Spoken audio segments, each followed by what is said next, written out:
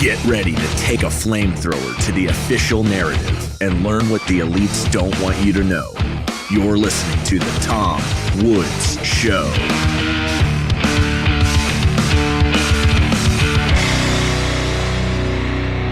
Hey everybody, Tom Woods here. It's episode 2745 of The Tom Woods Show. I got a two-parter for you today. First part is just me talking, and the second part, I'm going to bring on a guest. And the first part, I want to sit and think about what strategy has the best chance of working. I mean, here we are, those of you who listen to this program or the sort of person who, would read my email newsletter, my books, whatever.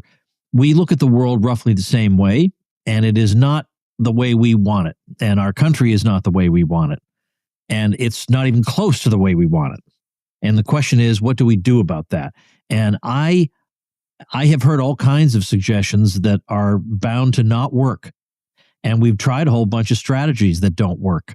So I think about this a lot. And when I, a few weeks ago, spoke at the New Hampshire Liberty Forum, which is sponsored by the Free State Project, I had an opportunity to reflect on this. And I started off by saying, now they're going to post my remarks sometime soon, but I'll give you the gist of what I had to say. I reminded people of the 1902 book by Vladimir Lenin, the Bolshevik, the terrible tyrant of Soviet Russia. He had a book called What Is to Be Done. And in that book, he's thinking about what is to be done to advance the cause of the socialist revolution around the world, but in particular in backward Russia, which is not the kind of place Marx had in mind for the spreading of the revolution. It hadn't yet passed through the economic stages that it would need to pass through for it to be ready for the revolution. But also he was asking what is to be done, because the problem was, in effect, what is to be done with these dumb workers who, if you leave them to their own devices, they're just going to be content to form labor unions and try to agitate for slightly increased wages, but still consent to a system that more or less enslaves and exploits them, according to Lenin. And so that's not good. So how do we break them out of that way of thinking? And he had a whole theory. We need to have a vanguard of the proletariat. We need to have an intellectual class that would go and rouse the proletariat out of its slumber and make sure it understands that you can't compromise with a system that exploits you by having labor unions or whatever. You need to overthrow the whole thing. So anyway, so he was looking at strategic questions. What strategy should we follow to be successful? And I said to the people in New Hampshire, we have our own what is to be done, because we hold a very unpopular position, like the positions that you and I hold as, let's say, you could say libertarian. That word has almost been destroyed. But I think of myself as basically a right-winger who is not naive about the state. There are a lot of, are there right-wingers who are naive about the state. So I'm one who isn't. And that's an unpopular position. How do we know that's an unpopular position? Because almost nobody agrees with us. Let's face it. There are a lot of people who see the world the way we do in some ways, not in others. Okay, I'm happy to have friends who are not exactly like me, but in terms of the whole package, we have a pretty unpopular position. And part of the reason that we have an unpopular position is that the state's own schools are educating people, by and large. Most people are educated in the state schools, and these schools depend on your believing the state propaganda. And so that is what they dutifully impart to you. You look up on the wall of your classroom, and it's the U.S. presidents looking, with their benign visages looking upon you from their perch up at the top of the wall. And that colors the way the history is taught, the way civics or quote, social studies might be taught, and so on. And so you leave those institutions thinking, well, if it weren't for the state, where would we be? We'd all be working in mines, 16 hours a day for 10 cents an hour. We'd be getting our limbs blown off because our computer monitors would be dangerous without adequate regulation. The food we eat would be poisoning us, so we'd be dropping dead from that. And thank goodness we have the state. We don't have these dumb opponents of the state, who obviously hate science, and they hate fresh food, and they hate non-exploding monitors and all that. And so they think that every advance that we have is because of the state. In fact, when I was flying into New Hampshire, I actually flew into Boston. And at Logan Airport, they had this display about the space program. And of course, they have to give you the propaganda about the crossover technology from the space program into civilian use, which they do also when they talk about the military. They say if it weren't for all the military spending, we wouldn't have all these technologies. And now there's a lot that can be said about that, and I've written a little bit about that, but that's neither here nor there. But for example, we were seeing that thanks to the space program, we have memory foam. Like we would never have developed memory foam if it weren't for the who knows how much has been blown on the space program. But my favorite one was de-icing equipment. We have de-icing equipment thanks to the space program. And I thought, I have a funny feeling we would have figured out how to conquer ice, even if it weren't for the space program, we'd still figure that out. I just can't imagine we'd be standing there gazing at the ice and thinking, I don't know. I don't know what to do with that. I just, but people absorb that because that's the way their brains have been trained. They've been trained to take in information like this and assimilate it into a way of thinking that already presumes that innovations like that must have had some kind of state involvement. Then we have several other reasons that it's hard to get our point of view across. One is once there's some government program in place, an interest group develops around it, and it becomes very, very difficult, if not impossible, to dislodge it because of the strength of that interest group. Then we have the fact that human nature is such that people prefer to achieve their goals using the least possible exertion. Now, what is the way to achieve your goal with the very least possible exertion? Well, achieve it through state power. Because instead of actually having to work for it, you just agitate for it politically, and you get it. So naturally, people like that. People prefer that. And when we're against that kind of institution, well, they don't care for that. And then, of course, we have the military aspect of things. Now, the military is the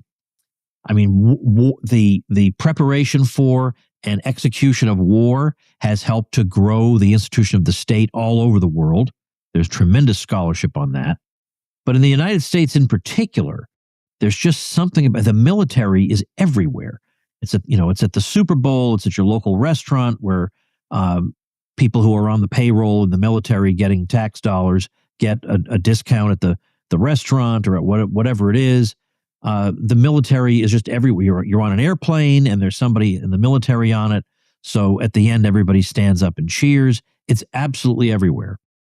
And I think a lot of people think to themselves, well, yes, it may be true that milk subsidies are a bad idea or Obamacare is a problem, but the military, that's different. My uncle's in the military, and my uncle's a good guy. And I think because we all have somebody in the family or a next door neighbor or a coworker or a friend or whoever, we all have somebody we know in the military. So we become very sensitive to criticism of the military, because you feel like I'm criticizing, Uncle Frank when I criticize the military. Wait a minute, careful of what you say about the military. Uncle Frank is in that. So there's some of that, but there's also that they've made it so that people feel like the military is them or represents them or represents, quote, America. Do you support America? Well, America is the institutions and the people, not the government. But we have been bamboozled into thinking that. So if you say, well, this is a terrible war, it's unjust, and the U.S. government shouldn't have launched it, people take this personally, which makes no sense at all. If you can see the world clearly, there's no reason that should offend you, because I'm not criticizing you. I'm criticizing these people who run the thing. And I promise you, they would not, we have all these people who will make every excuse in the world for the warmongers of both parties. They make every excuse in the world. Oh, they had to launch the war because, there were weapons of mass destruction or whatever. They run around looking for ways to defend their overlords. They dig up, well, I read this article that said that Saddam had such and such. Long after the overlords have themselves given up these arguments, these poor souls, ordinary Americans, are still trying to find ways to defend them. And I keep wanting to tell these people, if the situation were like when you are accused of not paying enough of your taxes or violating some regulation, I promise you the regime is not going to return the favor, looking for excuses for you. So you don't owe them this. You don't owe them the unpaid labor of going around trying to find evidence to support their war propaganda. They wouldn't do the same for you. So no need to do unpaid labor for them. But it's like some kind of, and I fell for this too when I was younger, when I was growing up as a teenager. I thought war was entertainment. There's a war on TV. That's pretty cool. I'll watch that. It's really great to see the U.S. government vanquishing the bad guys. Otherwise, what do you hate America? I mean, it was that low. It was that low IQ, the way I thought about it. But there are a lot of people who look at it that way, that you are criticizing, quote, you hate, quote, America. No, it's precisely that I love America. This is a beautiful country. It's that I love it, that I don't want it to be run by crazy people who make crazy decisions that I know there's propaganda that sounds persuasive if you haven't looked into it. We've been at war with Iran for 47 years, or they've killed all these Americans, or whatever. Then you look at it in a little depth and you say, oh, okay, well, here they go again. But they've got it. They've really been very successful with at least a chunk of America, that if you criticize war or the military, it's that you hate the country. Now, if I criticize milk subsidies, I don't hate the country. For some reason, it's just if you criticize this one government program, you hate America. So it's very hard to get through to people like this, especially when they've had example after example of these military adventures gone terribly wrong, and it's incredible they just learn nothing from it. So we really do have a what is to be done problem. Okay, how do we persuade these people not to believe lies or not to favor things that are going to make them worse off? The wars are going to make them worse off. The domestic policies they favor are going to make them worse off. And, sometimes the wars are favored by some people. The domestic policies are favored by others. Sometimes there is people who favor both of those things, but none of them are going to make them better off. And the thing is, a lot of what you and I believe is counterintuitive. If I say it's better not to have the economy centrally planned, well, yeah, people kind of have heard that by now because central planning failed so badly. But there's you can imagine people thinking, but yet shouldn't it work? Wouldn't it be better if we had people planning out the economy instead of it being governed by a, quote, anarchy of production where everybody decides what they're going to produce and where they're going to work and what skill they're going to cultivate? That seems like that would be, quote, anarchic and inefficient. Wouldn't it be much more efficient if we had like a single mind overseeing the whole thing and coordinating it? It's not intuitive that actually doesn't work. That sounds right on some level, doesn't it? But as we know from the socialist calculation problem, it's not right. But even Einstein couldn't get that one. Even Einstein kind of felt like, well, maybe it would be better to plan the economy that way. Or if you want something, just pass a law. You want air-conditioned workplaces? Force that into existence.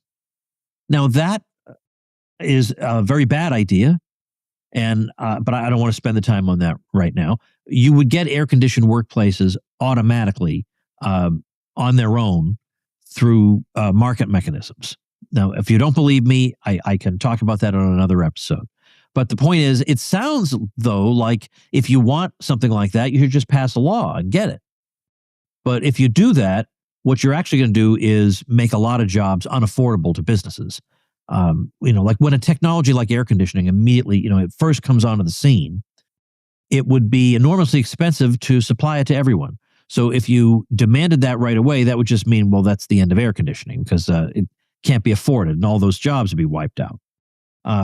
So what actually happens is air-conditioned workplaces gradually get introduced on these grounds that people would rather work in air-conditioned comfort over at this firm.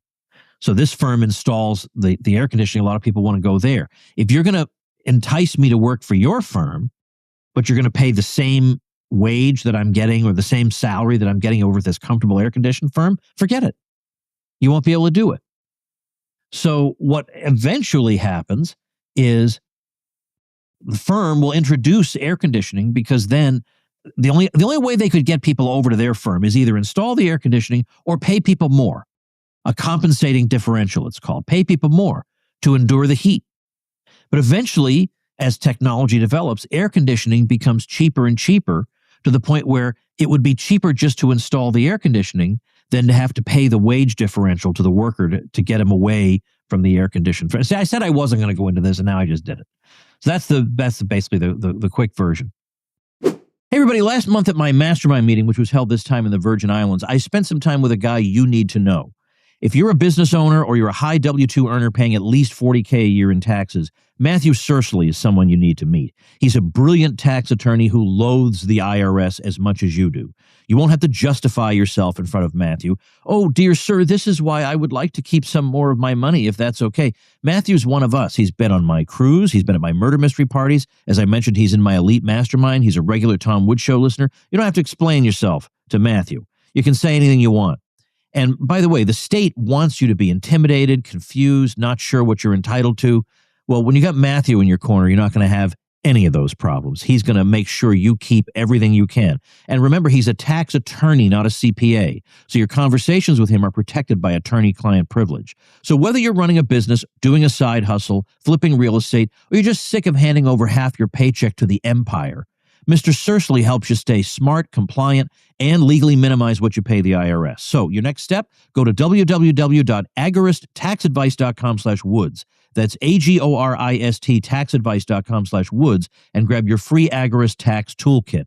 It's full of powerful tools and templates you can use to get your business in order, track your expenses, and reduce how much the IRS takes from you without crossing any lines. You can keep giving the regime money you don't have to give them, or you can talk to Matthew. Not a super challenging decision.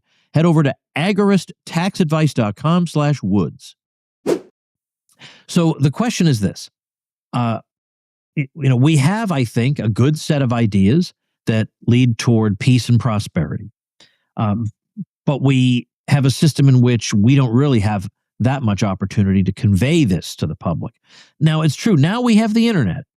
But can we really reach quite enough people, in a 5-minute YouTube video to overcome 12 plus years of indoctrination in the official, indoctrination buildings?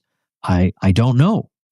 And then let's also remember that most people really do just conform. Most people are not independent thinkers. They say they are. They say they are, but then I talk to them for 5 minutes and I can see they have every conventional view under the sun. I mean, after all, even Skeptic magazine, there's a magazine called Skeptic, and you flip through it, and yeah, it's skeptical, all right? It's skeptical of witches. It's skeptical of people who are critical of the COVID vaccine. It's skeptical of people who are critical of the COVID lockdowns. That's the kind of skepticism we have there. Well, that's about as much skepticism as you get from a lot of people.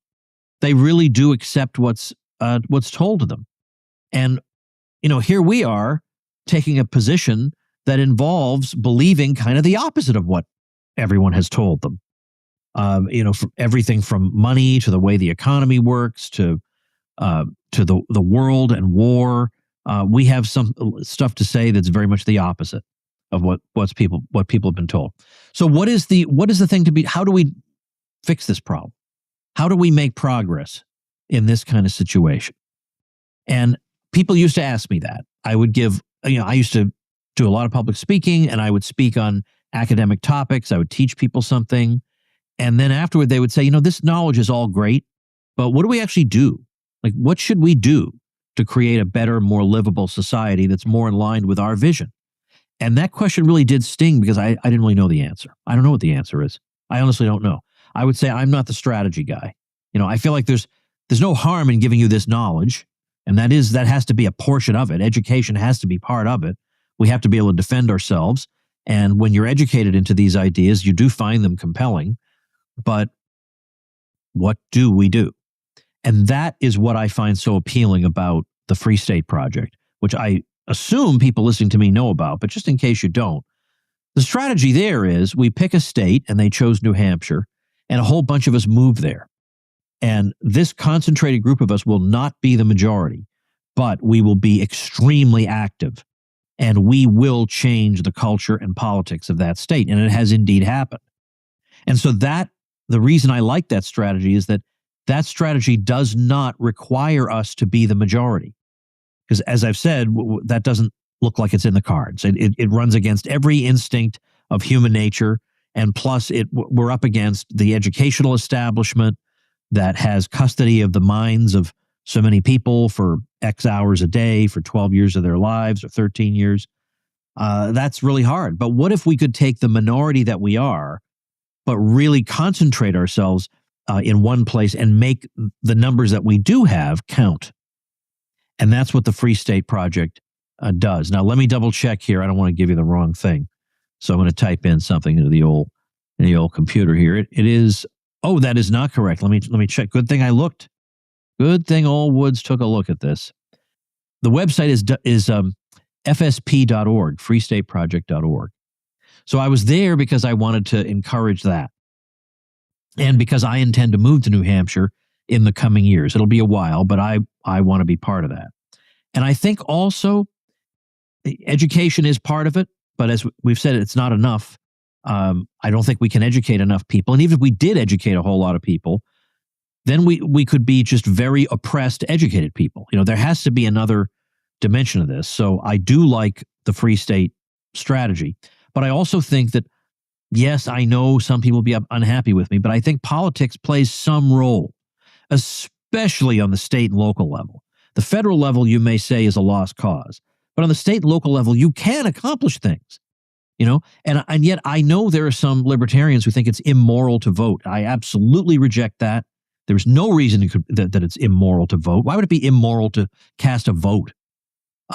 Lysander Spooner who is a better libertarian than almost anybody listening to this right now, said you can use it as a defense mechanism. If somebody is pledged to do something evil to you, and you can maybe help stop it by casting a vote, go ahead and do it. Like I was even in an argument online with somebody who thought it was immoral to vote against a tax increase referendum. That it was immoral to try to stop that by means of voting. So I like to say, if I were in a concentration camp and the concentration camp guard said to me, Woods, we're all taking a vote of you concentration camp inmates, and if a majority of you votes to be freed, we're going to let you go. Could you imagine saying, nope, sorry, I can't, quote, consent to the system by voting, so I'm going to stay here? You'd have to be out of your mind. Okay, and so I do think there are some things in which politics can be helpful, particularly on the state and local level. But also remember, even Murray Rothbard, who is a better anarcho-capitalist than you probably, even Murray Rothbard said there are some things it is hard to see how a completely non-political approach could have solved them. Because I know there are cases where outside of politics, great accomplishments have been made. The homeschooling movement is an example. That came about just spontaneously as a social phenomenon. That wasn't like, we didn't vote that into existence. That just happened. And homeschoolers just presented that to society as a fait accompli. What are you going to do about it? We're here. There are millions of us. What are you going to do about it? Okay, so that can happen. And I'm all in favor of it when that happens. However, how are we going to get the corn laws repealed? The corn laws are, of course, a British problem, but still, for 30 years, basically, the corn laws made food more expensive than it would have been otherwise, which is an antisocial and evil thing. And in 1846, the corn laws were repealed. Now, they were not repealed because all of society became anti-statist philosophically, and they decided to work together to undermine the corn laws using civil disobedience. That did not happen. I would love if that happened, but as I told you, most people are conformists and they're normies, and they're not going to do that. I wish they would, but they're not going to do that. Likewise, Andrew Jackson prevented the renewal of the charter of the Second Bank of the United States. That was great. That was a great move by him. So that didn't happen because everybody got together and said, the paper money put out by this institution is bad and we should stop accepting it, and instead we should create our own alternative. Again, I wish that were the way it happened. That would be great. I would be all on board for that. That's not how it happened. And I don't think there's any prospect of that kind of thing happening. Most people are normies.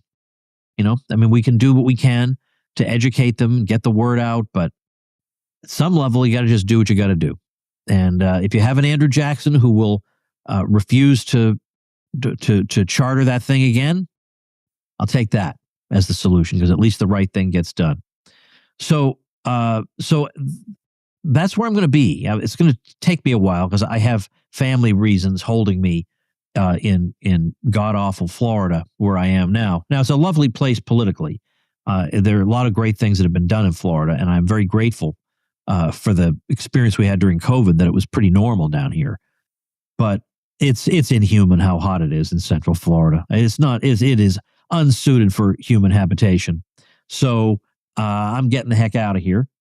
And I am planning to go to New Hampshire. And what I like about it is not just that it's a bunch of like-minded people, who arrive there to try to make favorable changes, but, there is also a social aspect. Like, we're not meant, despite the caricature of libertarianism, we're not meant to be alone. And we're not, they think that libertarians don't want to cooperate with other people. Yes, we do. We just don't want to do it with a gun to our heads. Of course we want to cooperate. And there is a tremendous social aspect of the Free State Project. They hold events. So I think they're hitting all the different aspects that are necessary. That they've got politics at just the right level, where it's not the be all and end all, but it's not nothing. You don't have to be involved with politics at all to be in the Free State Project if you don't want to. You just work on what you want to work on. You do what you want to do. You just live free. So fsp.org, I would urge you to check that out. So now I want to do something different and bring on my friend Mark Moniscalco. So let's see if I can get him on the screen. All right, and here is Mark Moniscalco hooked up with me. Mark is my Hawaii-based friend who was you were at the 2000th Tom Woods Show episode, were you not?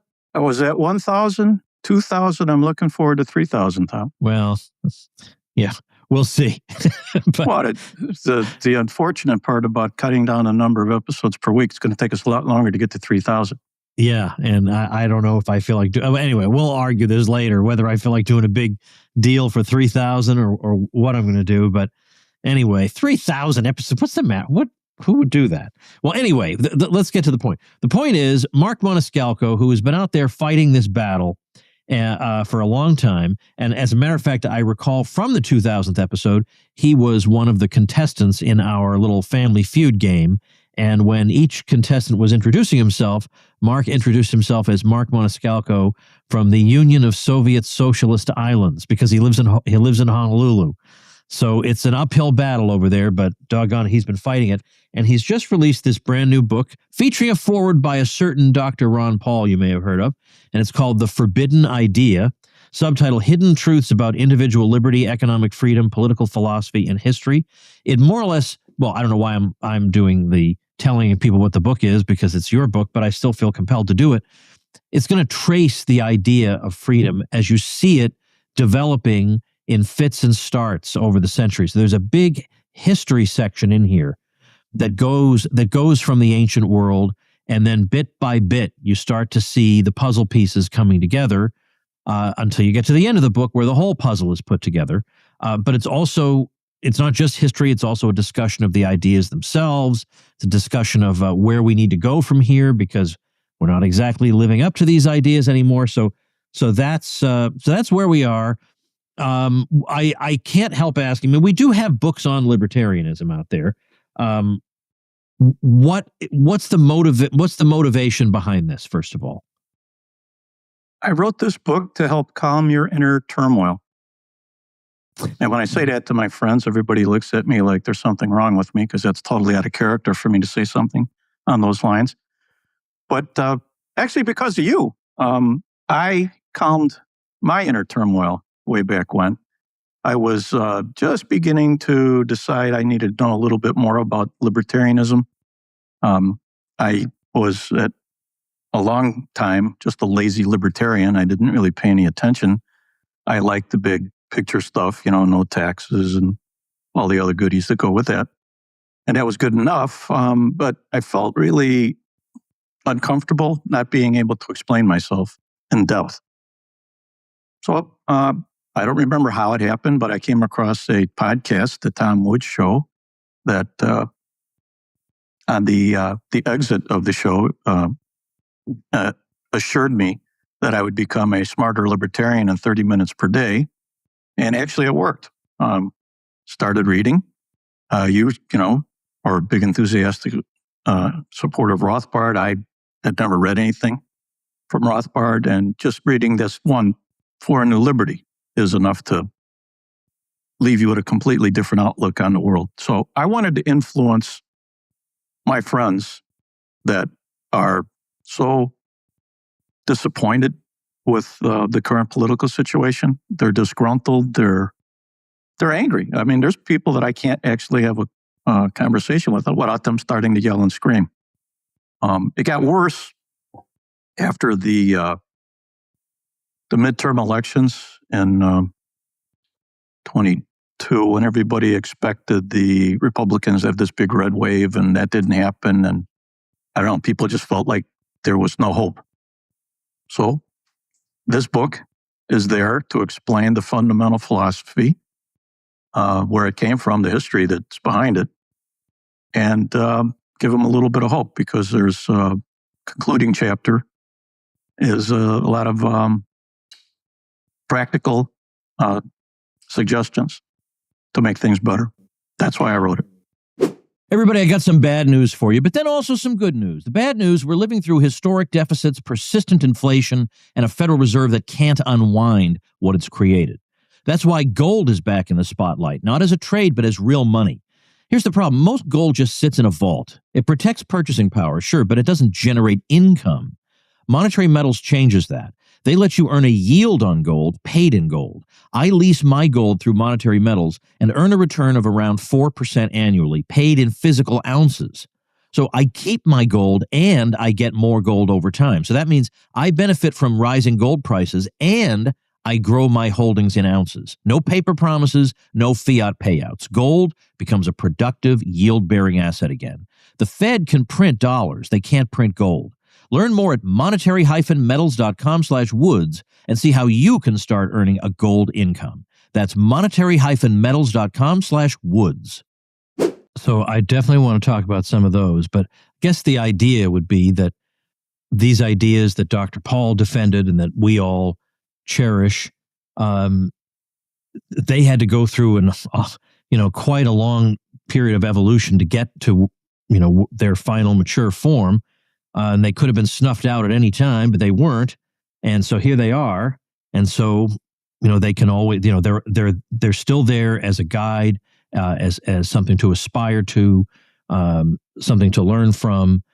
So let's start then at the very beginning. So in the very beginning, you're just going to lay out exactly what this philosophy is. Now, this book has a lot of personalities that people will know, and a lot of personalities they won't know but should. But it also, you also made a rather deliberate decision not to include a whole bunch of the bad guys.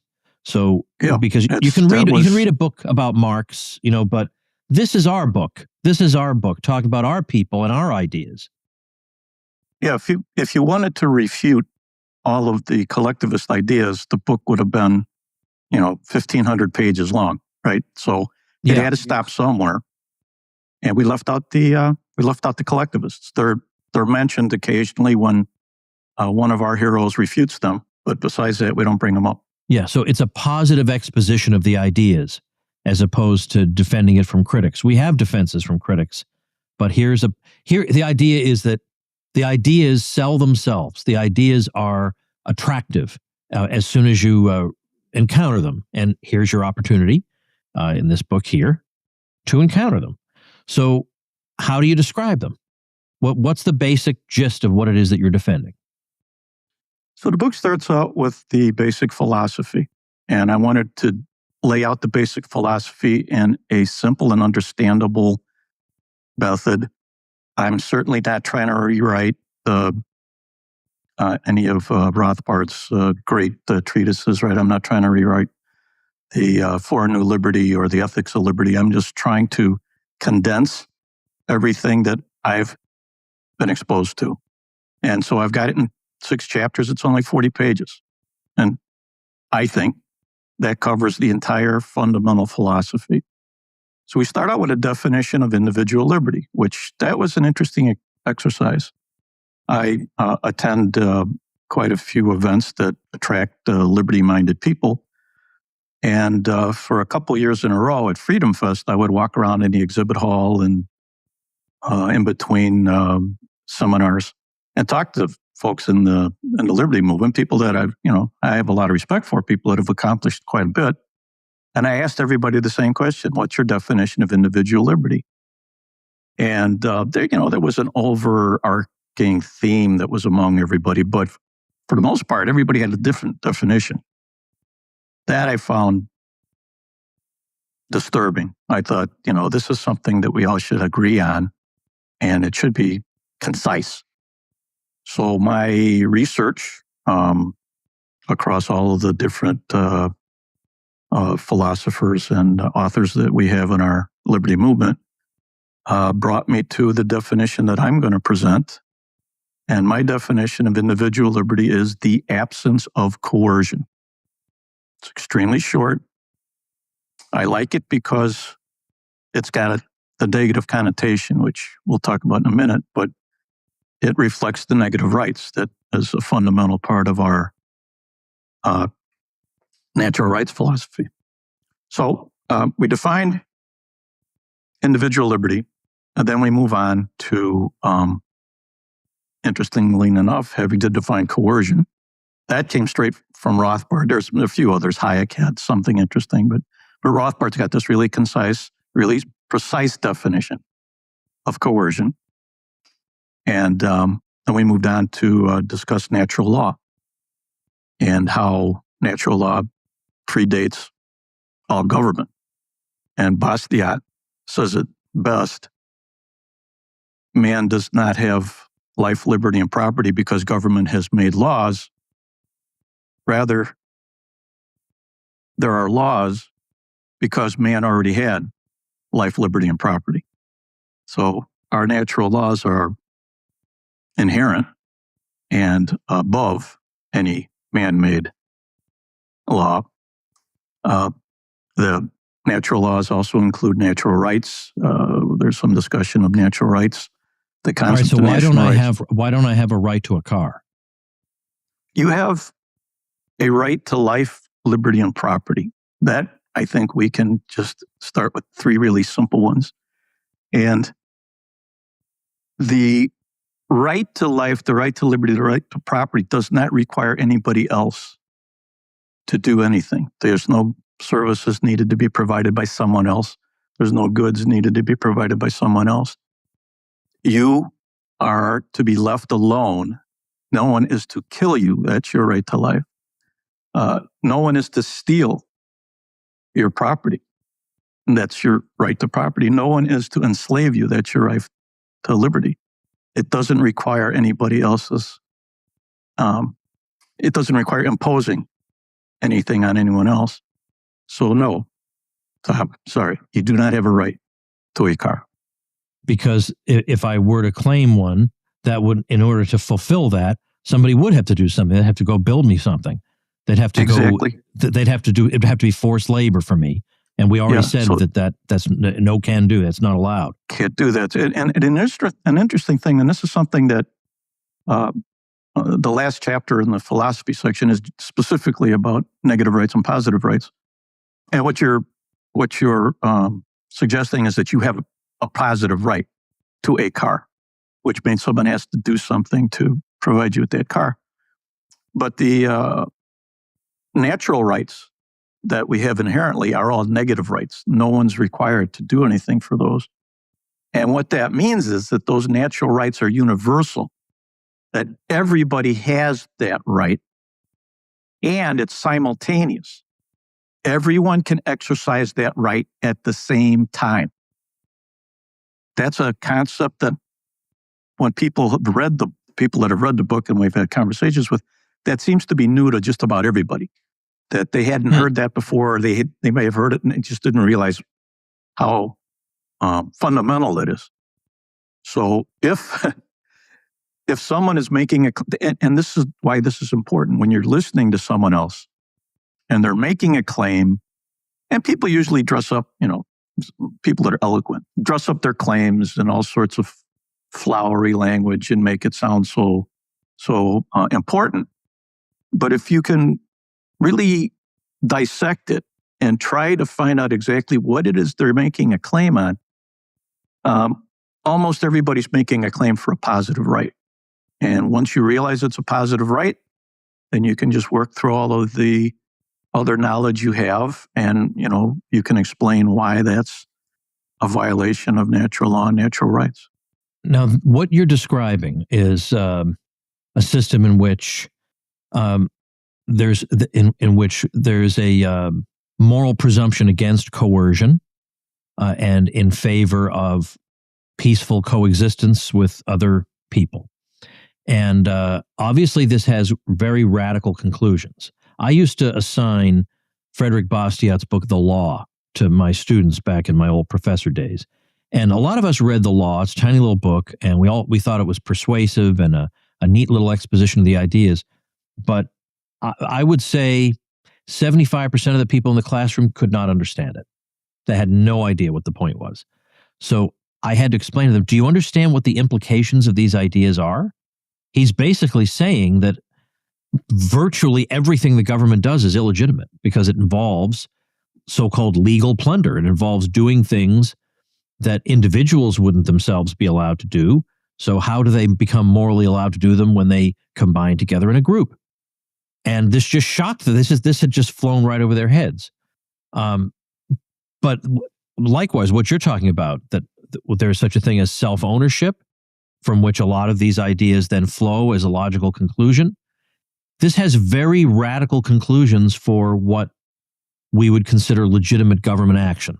Does it not? I think the coercion is really the focus. I'm not saying that there should be no organized group in society that is allowed to manage our affairs.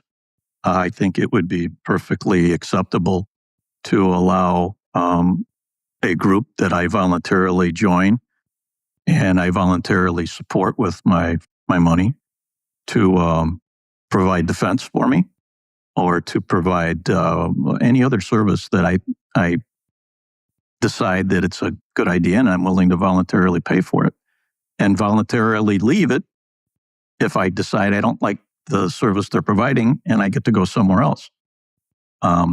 That's much different than government. Government is a monopoly on violence, and it's a territorial monopoly. Hans Hoppe has a really great quote later in my book, and when we get into the history section, talking about how limited government is an impossibility, like squaring the circle. Like once you allow an organization to have a monopoly over a territory to enact laws and enforce those laws, it's impossible for that organization not to write the laws and enforce the laws in its own favor. And he said the same thing about money. If you allow a organization to have territorial monopoly and have the ability to print money, it's unrealistic to expect that organization isn't going to print the money to use it to their own advantage. So that, I think, is what the real underlying issue is. That's not the first thing we can explain to people because it's a little bit advanced. They need to understand the fundamental principles first. I set the book up intentionally to do that, talking about the fundamentals, making sure that there's a base that they can work from, working through the history. And I didn't have to rearrange history. History works out this way, that history builds on previous events and previous knowledge. And we get more and more detailed explanations of how a society could function without coercion, right? That wasn't something that people were talking about in 1200. But it is something that became a reasonable conversation in the 20th century and now today, thanks to Dr. Paul and all of the other people that were caught up in that movement, we've got many people who are proponents of a society that's based on voluntary cooperation and not coercion, not violence. Well, and a lot of where it comes from, let me put it this way. One of the reasons that I was drawn to that was that it seemed like everything short of that ultimately led to the situation we have now. So in other words, if you say, well, we'll just let the government do this, we'll let it do that. But if you give it the kinds of powers that most people are prepared to give it, they're going to use those powers to get to the stage where they are now. Like there's no stable equilibrium where it'll just stay at the quote limited government stage. That's a problem. There is no equilibrium that just keeps it there. And I realize that's clearly the case. And so, I just don't want the thing. I don't want the thing expanding in any way. Now, what you and I are describing, a lot of times in my constitutionalist days, I would say, we have to get back to the founding fathers and we have to get back to the old republic. And I would consider that to be a great step forward. But I also realized that if I were to describe to my fellow citizens what that old republic looked like and what it would mean in terms of the powers of government, the vast majority of my fellow countrymen would be horrified. Because how do I know that? Because I look at polling data about what areas of the budget do they favor cutting. Essentially none of them. But yet to get to where we want to be, you'd have to cut them all. So does it not seem like it's a hopeless fight that we have this admittedly very attractive set of ideas, but for a lot of people, they're just not going to be attractive? So that's where I've noticed over the years, you and I do have a difference of opinion. I believe that it is possible to persuade our friends and neighbors. I talk about building little platoons, building on the Hume concept. And I'm convincing my little platoons out here that the most important thing that we can espouse is cutting spending. Now, it's much easier to talk about cutting spending on a local and state level than it is at the federal level. But I think people need to hear that, that's the only way out of this, especially with the skyrocketing debt that we're facing and the amount of money that they're printing to monetize that debt. We're certainly not going to survive on this path that we're on. And the only way off that path is cut spending. And if I was going to just buckle in and say, okay, Tom's right, we're never going to cut spending, we'll never be able to do that, then I think the real answer is you become a prepper and you buy a ranch out in Idaho and dig a bomb shelter and start filling it with canned goods, right? I live in an urban area. I live on an island. We're the most isolated place on earth. As soon as the supply chain breaks down, that's it. We all starve. Well, not all of us. Some of us would probably resort to cannibalism, so they would survive. But everybody else would starve, right? So the only way out for me, I'm just not an outdoorsy kind of guy. I wouldn't survive very well in Idaho, especially if I had to raise my own cattle. I would be completely out of place. It's too late for that for me. So my only hope is that I persuade enough people to cut spending, and they go out and persuade enough people to cut spending, and that becomes the battle cry, right? That, I think, is the only way out of it. Well, I don't want to give away everything that's in it, but give me a few thoughts that you have about, other than educating people about the principles of liberty. I mean, this is like get everybody to have a pocket constitution. I mean, I'm not against that, but what else you got in terms of what are practical things people can do, not to solve the whole problem immediately, but to, maybe make some noticeable, finite changes in the right direction? So I'm gonna really take it as the first step. Is you got to continue your education in the philosophy and history of individual liberty. So if you read the Forbidden Idea, you'll get a really condensed but thorough education in the philosophy of individual liberty. So you'll have that. You'll get a somewhat broad but still condensed version of the history of the individual liberty. And in the history, you're gonna learn the real heroes, the people that have done the most, right? So you'll know the philosophy, you'll know the history if you read the book, and then dig a little deeper. I've got a curated reading list out on the web that I think is, of course I did it, so I think it's great, right? But most of the information in my book, in the Forbidden Idea, comes from the texts in a curated reading list. So there's curated reading list has what I call the essential reading. There's 12 essays and books that cover, I think, all the different concepts that we need to have. Convince people to read, convince people to talk about it. So when you're trying to build your little platoons, just saying cut spending that's not enough to get people enthusiastic. You can talk about the principle of self-ownership. And for a lot of people that, they, inherently they understand it, but they haven't heard it. They don't know the terminology.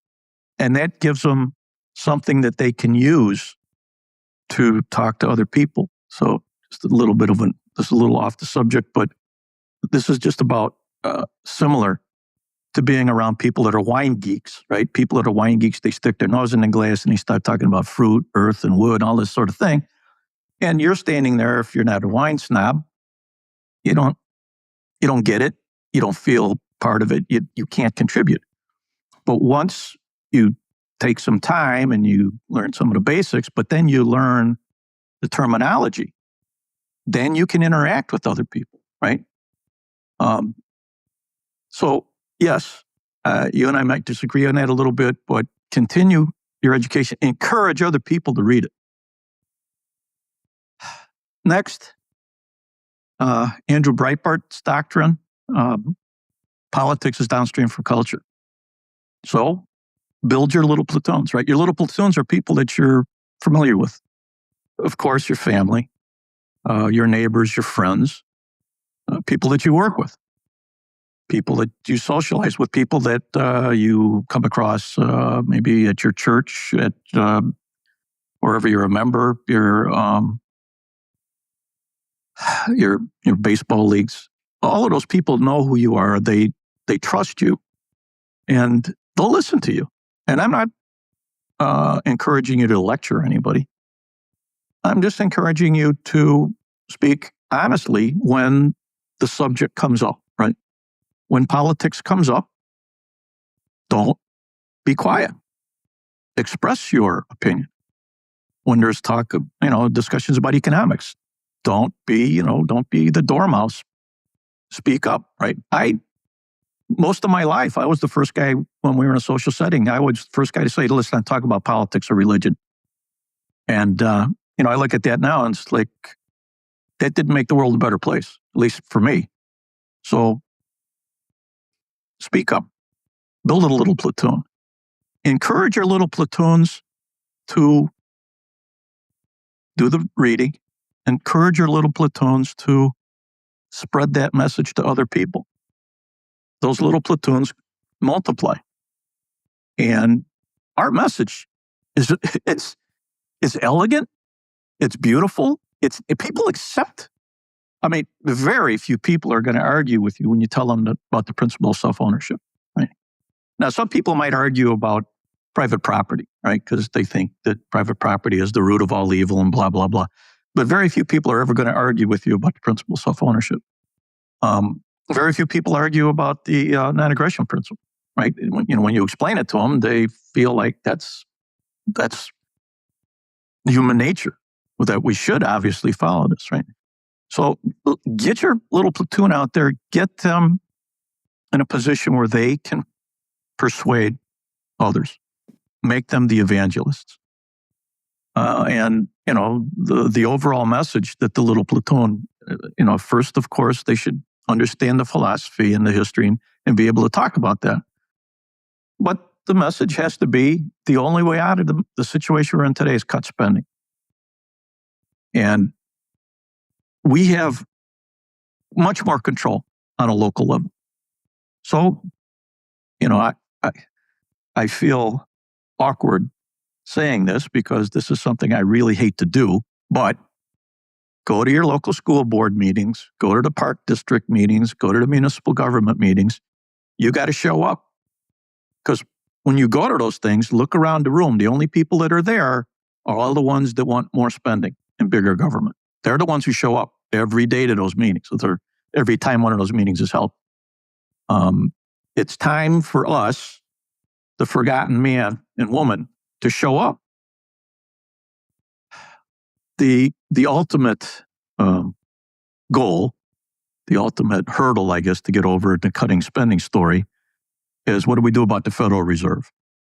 Because as long as the Federal Reserve is on the same program that it's on today, you'll never cut spending at the federal level because they'll just create the money out of thin air.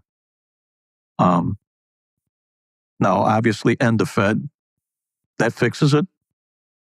If that's not possible, are there other ways of fixing the problem? Yeah, there are, right? If we went to a sound money, right? If you went to gold or Bitcoin or baskets of commodity, not that you have to carry gold coins in your pocket, but you'll have some sort of token that is a certain value of gold that people accept in exchange. I mean, that's what the dollar was, right? At first, there was no printed money. People really were walking around with gold coins in their pocket. And after the Civil War, started printing dollars, but the dollar was exchangeable for a certain weight of gold. You could take the dollar into the bank and say, give me X amount of gold, and that's what they would give you by law. That would be one way of putting a clamp on federal spending.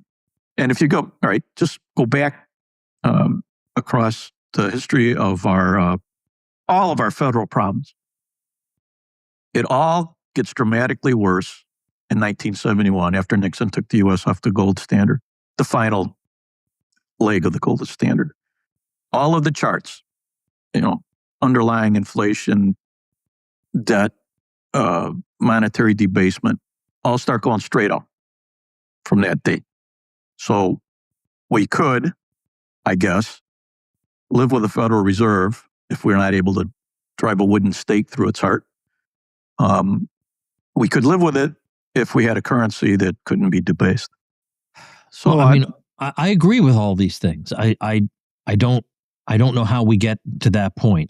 But I like you do have some practical suggestions here that you can. Yeah, you cannot overnight solve the problems of the federal government. It's beyond reform. So something very, very dramatic is going to have to happen. Regardless of how many books are read, there are way too many vested interests. Something dramatic is going to have to happen to change that. But you can make changes on your local level starting tomorrow, because most people don't even participate in that. They don't even know what's going on. That's the way the local government likes it, by the way. But that is all low-hanging fruit where you can go in there and make genuine changes that make you freer. There's no doubt about it that you can start doing that. But it's not as fun as, being involved in a U.S. Senate campaign that goes nowhere. But it should be. It should be thought of as more fun because greater likelihood of success. Yeah, so I'm fortunate to be part of I'm on the board of directors of a state policy think tank here in Hawaii, the Grassroots Institute of Hawaii. And we're supported by this nationwide umbrella organization, which is called the State Policy Network, SPN. If you're interested in really making a difference at your local level, get involved with one of your state policy think tanks. Every state's got at least one. Some have multiple think tanks. And you'll be impressed and amazed at the amount of positive changes that they're making. It's eye-opening to look through the monthly newsletters and the reports that we get, the things that are going on and all across the states. They're not making as much progress in New York and California as they are in, let's say, Idaho and Texas. But there's progress being made everywhere. So just for one example, I don't know how many of you remember the Mark Janus decision, the Supreme Court decision that overturned municipal unions from automatically deducting dues from the employees' paychecks. But that began as a lawsuit filed by the Illinois Policy Institute. It's a state policy institute in Illinois, and it went all the way up to the Supreme Court and had nationwide impact just by working its way through the system. I'm not saying that that's going to happen every time you get involved with the state policy network, but you could easily have an impact on little things, the little things that make a difference in everybody's life. Every day, we're constantly listening to complaints about the cost of housing. And, this is hard to believe, but it appears to be true. I've done some research on my own, but what I've seen, how it's presented, the research that goes with it seems to be very accurate. That approximately 50% of the cost of housing is due to government regulation. All across the board, regulation of the production of the lumber, regulation of transportation. But the regulation of building the housing itself is extraordinarily expensive. So out here, to start a really poorly maintained starter home is over $1 million. So think about that. $500,000 of that cost could be managed to be reduced if government regulation were trimmed back. That's transformational for people. So anyway, that was a long story about state policy think tanks, but they're effective. And if nothing else, you'll be impressed by the people that are involved because they're enthusiastic. So for me, I go to Freedom Fest and, it's the same thing. It's a room full of angry old white men. I go to the national meeting for the State Policy Network, and I look around, and the average age in there's got to be in early 40s, and more than 50% of the people there are women. That is very uplifting. There's hope. That is not true of the listenership of the Tom Woods Show, Mark Moniscalco, but not yet. Not yet, Tom. We're inching our way up there a little bit at a time. I haven't checked in a while. It's higher than it used to be, but anyway, well, let me, you have a website for the book, isn't that right? Yes, I do. TheForbiddenIdea.com. TheForbiddenIdea.com. Here it is right here for those of you looking at it on the screen. And the website has by far the most time-intensive video ever produced. I've got a 45-second video that might have taken me 3 weeks of my time to get that right, to get it to work. It was like, you could do all these videos with AI. Yeah, guess what? You're going to do it, but you're going to do it over 700 times till you get it right. Yes. But that's there. So I hope you enjoy it. Yes, good. Absolutely, yes. So TheForbiddenIdea.com is where to go to check out the book. Mark, thanks for your great labors, and I'm glad you have this accomplishment under your belt. Thanks, Tom. It's only because of you. That's very Tom kind Woods of you to Show say. Made me curious. The Liberty Academy gave me the background, and your Author Academy gave me the details I needed to actually get it done. So it's a testament to your dedication. Thanks, Tom. Thank you, Mark, very much. And thank you, ladies and gentlemen. Make yourself and those you love less vulnerable to the regime, both mentally and physically. Get more forbidden information at tomsfreebooks.com, and be sure to subscribe to the show where...